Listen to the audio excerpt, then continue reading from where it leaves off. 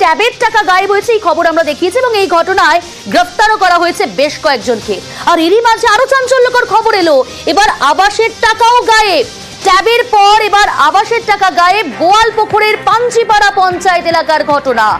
উপভোক্তাদের অ্যাকাউন্ট থেকে টাকা গায়েব হয়ে যাচ্ছে, কিন্তু কোথায় যাচ্ছে, কিভাবে এই কারসাজি জানবো, ডিটেল জানাবে চঞ্চল রয়েছে সরাসরি আমার সঙ্গে। চঞ্চল, কোথায় যাচ্ছে তাহলে টাকাগুলো, কিভাবে এই কারসাজি, কি বলছে পুলিশ?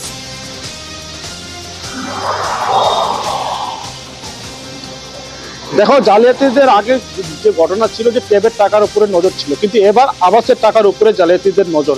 এই যে জালিয়াতিরা তারা কিন্তু ধাপে ধাপে সেই টাকা তুলে নিচ্ছে, অর্থাৎ যে বেনিফিশিয়ারিরা তারা কিন্তু জানতে পারেন যে তাদের অ্যাকাউন্টে আবাসের যে টাকা রয়েছে রাজ্য সরকার, সেই রাজ্য সরকার এই 60,000 টাকা করে বেনিফিশিয়ারিদের অ্যাকাউন্টে দিয়ে দিয়েছে এবং ইতিমধ্যে কিন্তু অনেকে কিন্তু সেই টাকা তুলতে কিন্তু ব্যাংকে ভিড় জমাচ্ছে। এই হিসাবে কিন্তু দেখা গেছে যে গোয়ালপুকুর 1 নম্বর ব্লকের যে পাঞ্জিপাড়া গ্রাম পঞ্চায়েত এলাকার 9 বেনিফিশিয়ারি তারা ব্যাংকে গিয়ে জানতে পারেন যে তাদের টাকা ধাপে ধাপে কেউ বা কারা প্রতারকরা কিন্তু তুলে নিয়েছে। কিন্তু তারা জানাচ্ছেন যে কোনো ওটিপি তাদের কাছে যায়নি, কোনো ফোন যায়নি। তারা এই বিষয়টা নিয়ে কিন্তু হতবাক হয়ে গেছে যে তাদের টাকাটা কিভাবে তাদের অ্যাকাউন্ট থেকে গায়েব হয়ে গেল। এই বিষয়টা নিয়ে কিন্তু স্থানীয় পঞ্চায়েত থেকে শুরু করে ব্লক প্রশাসনের নজরে নিয়ে আসা হচ্ছে, পাশাপাশি ইসলামপুর যে সাইবার ক্রাইম থানা, সেই সাইবার ক্রাইম থানাতেও কিন্তু অভিযোগ করা হচ্ছে। তবে প্রশ্ন উঠছে যে আবাসের টাকাটা কিভাবে গায়েব করা হলো, প্রতারকরা কিভাবে টাকা গায়েব করলো, কারণ যে তাদের অ্যাকাউন্টে বা তাদের মোবাইলে কোনো ওটিপি যায়নি, কোনো ফোন নাম্বার যায়নি, যে তারা ব্যাংকের কোনো ডিটেলস দিবে সেই বিষয়টাও কিন্তু তাদের কাছ থেকে কোনো কিছু তথ্য নেওয়া হয়নি। সে তাছাড়া কিন্তু সেই অ্যাকাউন্ট থেকে কিভাবে টাকা গায়েব হয়ে গেল সবথেকে বড় প্রশ্ন। আমরা কথা বলেছিলাম এই প্রশ্নের উত্তর খোঁজার জন্য সাইবার বিশেষজ্ঞ সন্দীপ সেনগুপ্ত, তার বক্তব্য শোনাবো। তার আগে বেনিফিশিয়ারি তাদের বক্তব্য কি শুনুন। আমার অ্যাকাউন্ট থেকে 21,800 টাকা কেটে নেওয়া হয়েছে, ওটা ঘরের টাকাই। আবাসের? হ্যাঁ, অ্যাকাউন্টে গিয়ে চেক করেছি, তারপরেই বুঝতে পারলাম। আপনার কি স্থানীয় মেম্বার ওনাদেরকে জানেন? হ্যাঁ, জানিয়েছি। ঘরের টাকা ঢুকছিল 60,000 টাকা, 3 কিস্তিতে টাকা কাটিছে। কত টাকা করে? 10,000, 9,000, 7,000। এখন কি করবো, এখন আজ অভিযোগ করতেছি, সরকারি জানবে, আমরা কি বলবো। টাকাটা যদি উঠে যায় তাহলে আমরা ঘরটা করতে পারবো, যে না উঠে তাহলে অতটুকু আমরা দেখাবো। কোনো ওটিপি দেননি, কিভাবে টাকা গায়েব, সত্যি সবথেকে বড় আশ্চর্যের বিষয়। চঞ্চল রয়েছে আমার সঙ্গে। চঞ্চল, ব্যাংকের তরফ থেকে কি জানা যাচ্ছে, তারা কি জানাচ্ছে?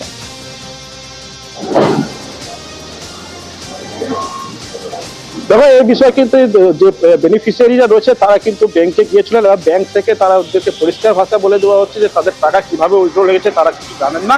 বিষয়টা কিন্তু প্রশাসনের নজরে নিয়ে আসার জন্য তারা ব্যাংক কর্তৃপক্ষ কিছু জানিয়েছে। তবে এই বিষয় নিয়ে যখন স্থানীয় যিনি পঞ্চায়েত রয়েছেন, পঞ্চায়েতও কিন্তু বেনিফিশিয়ারিরা অভিযোগ করেছেন এবং পঞ্চায়েতের তরফ থেকে যেটা জানানো হয়েছে যে পঞ্চায়েতের যে যারা নেতৃত্বরা রয়েছে, যারা প্রধান থেকে শুরু করে স্থানীয় পঞ্চায়েত সদস্য, তারা কিন্তু ওই বেনিফিশিয়ারির মধ্যে সাইবার ক্রাইম থানায় অভিযোগ করার পাশাপাশি তারাও কিছু বিষয়টা খোঁজ নিচ্ছেন এবং ব্লক প্রশাসনের নজরে কিন্তু নিয়ে আসা হচ্ছে পঞ্চায়েতের তরফ থেকে। তবে কিভাবে সেই টাকাটা কিন্তু গায়েব হলো, ধাপে ধাপে গায়েব হলো, সেটা নিয়ে কিন্তু পঞ্চায়েত কর্তৃপক্ষ কিন্তু হতবাক রয়েছেন। সঙ্গে থাকুন। অভিযোগ দেখেন, অভিযোগ সাধারণ মানুষের আবাসের টাকা ঢুকেছে 60,000 করে। সাধারণ মানুষ ভেবেছিল যে আমরা ঘর দুয়ার কিছু করব যতটুকু পারি, বা কিছু পকেট থেকেও লাগাবো, কিন্তু এখানে দেখা যাচ্ছে সাধারণ মানুষের ব্যাংক অ্যাকাউন্ট থেকে নিজেই টাকা গায়েব হয়ে যাচ্ছে। প্রতারকরা প্রতারকগিরি করে নিয়ে চলে যাচ্ছে। এখানে সরকারের কাছে আমাদের একটা আবেদন যে সরকার নিজে তদন্ত করুক, তদন্ত করে যাদের টাকাগুলো গায়েব হয়ে যাচ্ছে তাদের টাকা রিটার্ন করার ব্যবস্থা করে দিক। এটা দেখা যাচ্ছে যেমন কিছুদিন আগে ট্যাবের টাকা চুরি হয়েছিল, সেম কাহিনী এটাও। দেখুন, উপভোক্তারা যে প্রশ্নগুলো তুলছে যে তারা কোনো ওটিপি তাদের কাছে আসেনি, তারা কোনো কিছু শেয়ার করেনি, কিন্তু সবথেকে বড় প্রশ্ন তাহলে কিভাবে এমন হলো। আমরা কথা বলেছিলাম সাইবার বিশেষজ্ঞ সন্দীপ সেনগুপ্তর সঙ্গে, তিনি এই প্রশ্নের কিছুটা উত্তর দিয়েছেন, শুনুন কি বললেন। ব্যাংকের অ্যাকাউন্টে যদি টাকা একবার ঢুকে যায় তাহলে ওটা কোনোভাবেই আবার ফেরত যেতে পারে না। যাদের টাকা মানে অ্যাকাউন্ট, তারা কোনোভাবে ভুল করে ওই মোবাইলের মধ্যে একটা কোনো সফটওয়্যার ইনস্টল করেছে, এগুলোকে রিমোট অ্যাক্সেস সফটওয়্যার আমরা লাস্ট 2-3 বছর ধরে দেখছি। ওই মোবাইলটার মধ্যে কন্ট্রোলটা চলে এসছে এবং সেখান থেকে কিন্তু যারা স্ক্যামার তারা নিজেরাই সমস্ত ইউপিআই কানেক্ট করে টাকাটাকে বার করে নিতে পারে। টিভিটা যেহেতু স্ক্যামারের ফুল কন্ট্রোল আছে মোবাইলের উপর, ও ওটিপিটা দেখে ওটা টাকাটা ট্রান্সফার করে ওটিপিটা ডিলিট করে দেয়। যার মোবাইল সে বুঝতে পারে না, কারণ সে তো এই পুরো ব্যাপারটা দেখতে পাচ্ছে না। ওটিপি ছাড়া টাকা বেরিয়ে গিয়েছে, সে যদি রিজার্ভ ব্যাংক অফ ইন্ডিয়ার পোর্টালে গিয়ে কমপ্লেন করে, তাহলে কিন্তু ব্যাংকের পুরো টাকাটা তার দায়িত্ব ফেরত দেওয়া।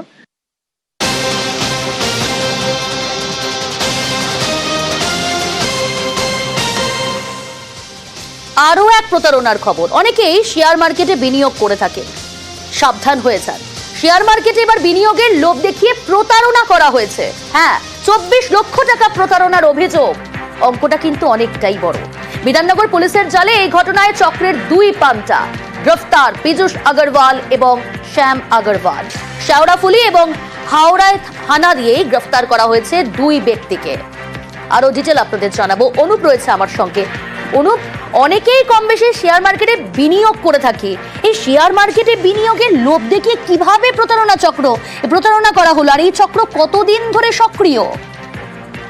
শেয়ার মার্কেটে ইনভেস্ট এবং কম সময়ে অধিক লাভবান হওয়ার প্রলোভন দেখিয়ে কিন্তু এই প্রতারণা করা হয়েছে। মূলত 4/12/2024 মলয় কুমার রায় বিধাননগরের বাসিন্দা, তিনি প্রথম বিধাননগর সাব ক্রাইম থানায় লিখিত অভিযোগ দায়ের করে। শেয়ার মার্কেটে ইনভেস্ট করার নামে এক ব্যক্তি, তার থেকে 24 লক্ষ টাকা কিন্তু প্রতারণা হয়েছে, এমনটাই কিন্তু তিনি অভিযোগ করেন। সোশ্যাল মিডিয়া সাইটে একজনের সঙ্গে প্রথমে বন্ধুত্ব হয়, তারপরে একটা হোয়াটসঅ্যাপ গ্রুপ, সেখানে অ্যাড করা হয়। এই গ্রুপে বিভিন্নভাবে কিন্তু লাভবান হওয়ার ব্যাপারে তাকে উৎসাহী করা হতে থাকে পরবর্তী সময়ে, এবং 24 লক্ষ টাকা যখন তিনি ইনভেস্ট করেন, এরপরে একটি ওয়েবসাইট ক্রিয়েট করা হয় এবং সেখানে ইনভেস্ট করা সমস্ত ব্যক্তিরা তাদের কত টাকা ক্রেডিট হচ্ছে বা কত টাকা লাভবান হচ্ছে সেটা কিন্তু একেবারে দেখতে পাবে। কিন্তু পরবর্তী ক্ষেত্রে দেখা যায় কোনোভাবেই অ্যাকাউন্টে সেই টাকা ট্রান্সফার করা যাচ্ছিল না। এরপর তিনি বুঝতে পারেন সম্পূর্ণভাবে তিনি প্রতারিত হয়েছেন, বিধাননগর সাইবার ক্রাইম থানায় লিখিত মর্মে অভিযোগ দায়ের করে। এরপরে পুলিশ যখন তদন্তে নামে দুজনকে, একজনকে শেওড়াফুলি থেকে, অন্যজনকে হাওড়া থেকে, এই দুজনকে পীযূষ আগরওয়াল এবং শ্যাম আগরওয়াল দুজনকে গ্রেপ্তার করেছে। আজকে আদালতে পেশ করা হয়েছে। একটি বড় চক্র কিন্তু কাজ করছে বলে এমনটা পুলিশ জানতে পেরেছে। সেই চক্রে হদিশ পাওয়ার জন্যই কিন্তু আজকে এবারকে হেফাজতে নিয়ে জিজ্ঞাসাবাদ করে সেই চক্রের হদিশকে পেয়েছে বিধাননগর সাইবার ক্রাইম থানার পুলিশ। বেশ,